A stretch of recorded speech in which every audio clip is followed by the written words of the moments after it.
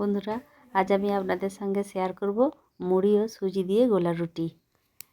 আমি 1 বাটি মুড়ি গুঁড়ো নিয়ে নিয়েছি আর হাফ বাটি সুজি নিয়েছি আর ধনেপাতা কাঁচা লঙ্কা কুচিয়ে নিয়েছি। আমি এখানে দিয়ে দেবো পরিমাণ মতো নুন আর খাবার সোডা, 1 চামচ চিনি দিয়ে ভালো করে মিক্সড করে নেব। দিয়ে কাঁচা লঙ্কা ধনেপাতা কুচিয়ে রাখা এর সঙ্গে পাইল করে নেব। এবার আমি এটা জল দিয়ে মাখিয়ে নেব। আমি সুজি ও মুড়িটাকে একটু আগে মাখিয়ে নিয়েছিলাম 5 মিনিট আগে। এবার একটু ময়দা দিয়ে ভালো করে মাখিয়ে নিলাম।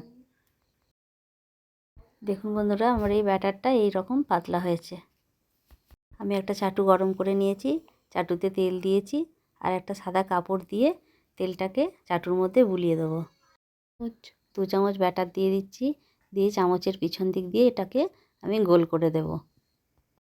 এবার এটা এক পিঠ ভাজা হয়ে গেলে আমি উল্টে পাল্টে ভেজে নেব। ভাজা হয়ে গেলেই তৈরি হয়ে যাবে আমার গোলা রুটি। এইভাবে আমি এক এক করে সব রুটিগুলো ভেজে নেব।